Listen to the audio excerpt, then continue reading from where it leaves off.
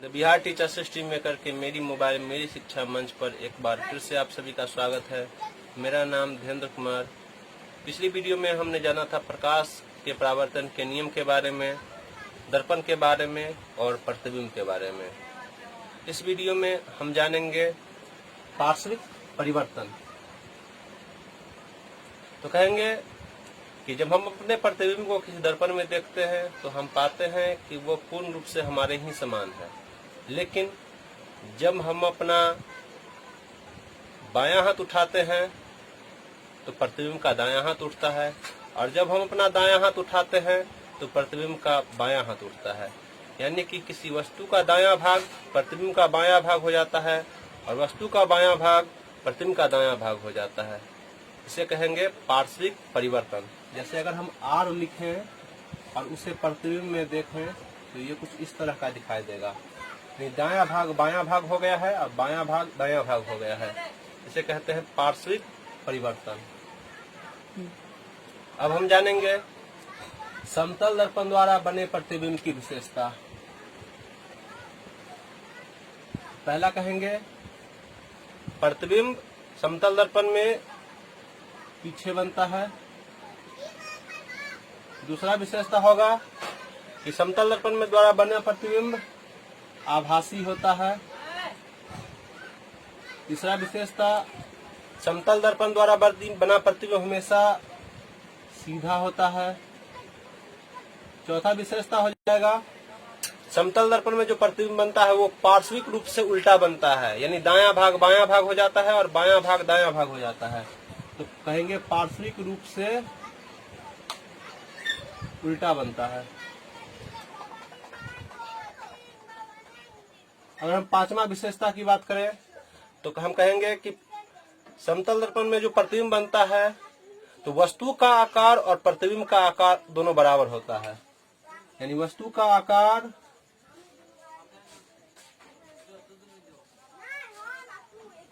बराबर प्रतिबिंब का आकार।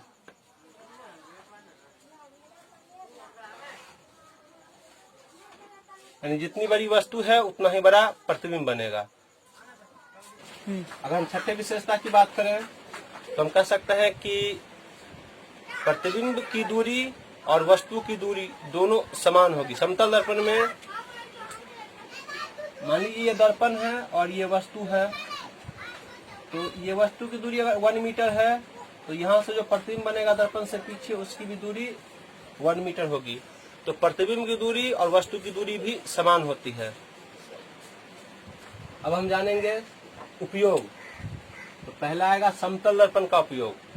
तो हम कहेंगे कि समतल दर्पण का उपयोग पहला तो हम अपने घर में करते हैं अपना चेहरा देखने के लिए, और दूसरा एक से अधिक प्रतिबिंब अगर प्राप्त करना है तो उसमें समतल दर्पण का उपयोग किया जाता है। दूसरा बात करें हम अवतल दर्पण का, तो अवतल दर्पण का उपयोग हजामती दर्पण के रूप में सैलून में किया जाता है, सोलर कुकर में किया जाता है, सोलर लाइट में किया जाता है, और डॉक्टरों द्वारा रोगी के आंख नाक गले की जांच करने के लिए किया जाता है अवतल दर्पण का उपयोग। और अवतल दर्पण का उपयोग गाड़ी के हेडलाइट में भी होता है। अगर हम तीसरा बात करें उत्तल दर्पण का उपयोग, तो उत्तल दर्पण का उपयोग गाड़ी के साइड मिरर में होता है। और पुराने जमाने में दुकानदार जो है अपने पास अपने दुकान में उत्तल दर्पण का उपयोग करते थे। सीसीटीवी कैमरा का जैसा उपयोग होता है उसी प्रकार उत्तल दर्पण का उपयोग किया जाता था। दुकानदार अपने पास उत्तल दर्पण लगाते थे जिससे पूरे दुकान का प्रतिबिंब उस दर्पण में बनता था और दुकानदार उस प्रतिबिंब को देख के अपने पूरे दुकान पे नजर रख सकता था। अब हम जानेंगे किसी गोलीय दर्पण के मुख्य बिंदु के बारे में। तो मान लीजिए कोई भी दर्पण लेंगे गोलीय, ये एक अवतल दर्पण है, और अवतल दर्पण का जो मध्य बिंदु होगा उसे कहेंगे ध्रुव। ध्रुव को P से सूचित किया जाता है। अगर ध्रुव को हम परिभाषा दें तो कहेंगे किसी गोलीय दर्पण के मध्य बिंदु को उस दर्पण का ध्रुव कहा जाता है। ठीक है। अब एक आता है वक्रता केंद्र। वक्रता केंद्र जिसे C से सूचित किया जाता है। दरअसल ये जो अवतल दर्पण है ये पहले एक गोला था और उस गोले को तोड़ करके अवतल दर्पण बनाया गया है। तो उस समय गोला का जो केंद्र था, इस पूरे गोले का जो केंद्र है वही इस दर्पण के लिए वक्रता केंद्र हो जाएगा। और वक्रता केंद्र को सूचित किया जाता है C से। और वक्रता केंद्र और ध्रुव को मिलाने वाली रेखा को कहते हैं मुख्य अक्ष। मुख्य अक्ष इंग्लिश में अगर कहें तो कहेंगे प्रिंसिपल एक्सिस। कहेंगे कि ध्रुव और वक्रता केंद्र के एकदम बीचों बीच होगा फोकस। ध्रुव और वक्रता केंद्र के एकदम बीच में फोकस होता है। फोकस को F से सूचित किया जाता है, कैपिटल F से। अब हम एक चीज और देखेंगे कि ध्रुव और फोकस के जो बीच की दूरी है इसे कहेंगे फोकस दूरी, और फोकस दूरी को छोटे f से सूचित किया जाता है। ध्रुव और फोकस के बीच की दूरी को फोकस दूरी कहा जाता है, और ध्रुव और वक्रता केंद्र के बीच की दूरी को वक्रता त्रिज्या कहा जाता है। वक्रता त्रिज्या को r से सूचित किया जाता है, कैपिटल R से। तो कहेंगे कि ध्रुव और फोकस के बीच की दूरी को फोकस दूरी, और ध्रुव और वक्रता केंद्र के बीच की दूरी को वक्रता त्रिज्या कहा जाता है।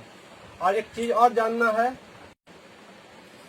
कि वक्रता त्रिज्या जो होगा वो फोकस दूरी का दुगुना होगा।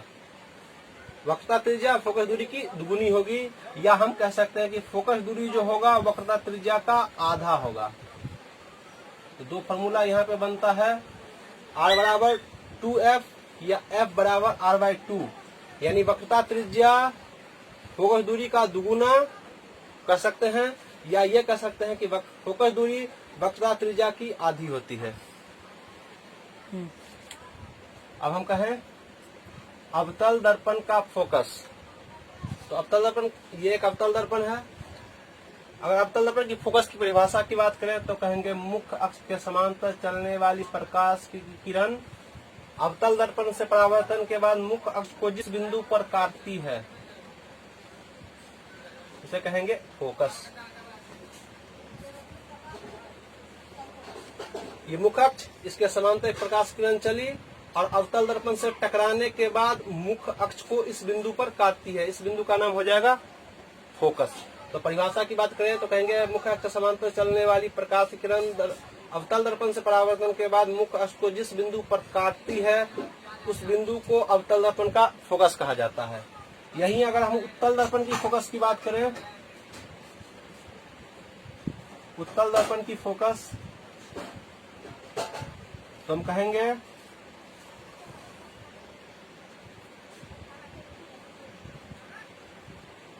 मुख्य अक्ष के समांतर चलने वाली प्रकाश किरण